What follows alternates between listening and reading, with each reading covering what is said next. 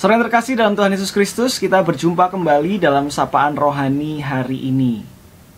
Saudara sekalian, saya mengundang saudara untuk bisa membaca dari Hosea pasal 9 ayat 1 sampai dengan ayat 17 yang akan menjadi bahan pembacaan kita hari ini.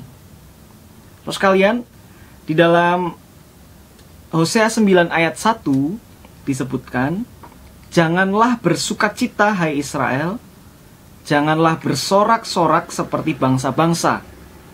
Sebab engkau telah berzinah dengan meninggalkan Allahmu, engkau telah mencintai upah sundal di tempat pengirikan gandum."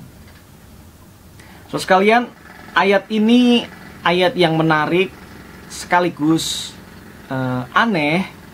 Kenapa? Karena biasanya kita membaca ayat-ayat yang justru mendorong kita untuk bersukacita. Bersukacitalah senantiasa misalnya. Atau ajakan untuk selalu merasakan sukacita dan mengungkapkan syukur kita kepada Tuhan. Tapi kali ini di dalam Hosea 9 ayat 1 justru ada larangan untuk bersukacita. Oleh karena itu menarik untuk kita perhatikan apa yang sebenarnya mau disampaikan melalui bagian ini bagi kita.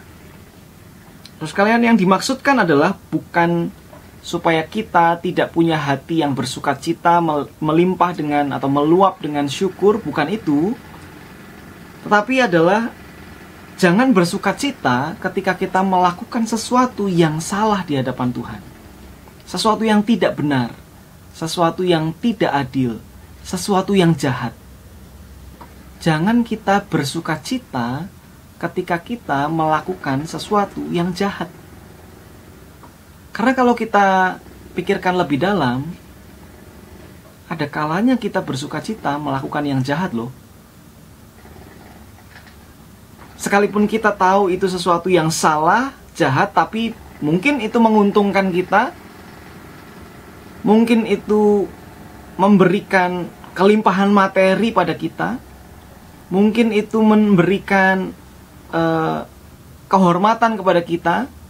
Apa yang tindakan jahat yang kita lakukan mungkin menaikkan derajat kita, atau mungkin membuat kita jadi viral, membuat kita jadi terkenal, sehingga sesuatu yang salah itu malah kita tanggapi, kita respon dengan sukacita. Dan itu adalah kekeliruan terbesar dalam kehidupan orang beriman. Karena umat Allah tidak seharusnya hidup dengan cara yang demikian. Umat Allah tidak seharusnya berbahagia saat ia melakukan apa yang salah. Umat Allah seharusnya punya kepekaan dan kesadaran untuk merasa bersalah ketika ia melakukan sesuatu yang jahat di hadapan Tuhan. Pernahkah saudara melihat di dalam pemberitaan ada orang yang tertangkap karena melakukan tindakan kriminal, lalu ketika disorot oleh kamera, dia melambai-lambaikan tangannya sambil tersenyum lebar. Tentu kita miris melihat keadaan yang semacam itu. Bagaimana mungkin orang yang melakukan kesalahan, tindak kriminal tertentu, malah justru bisa tersenyum lebar di hadapan media. Kita mungkin bisa mengatakan, ya dia kan bersukacita senantiasa.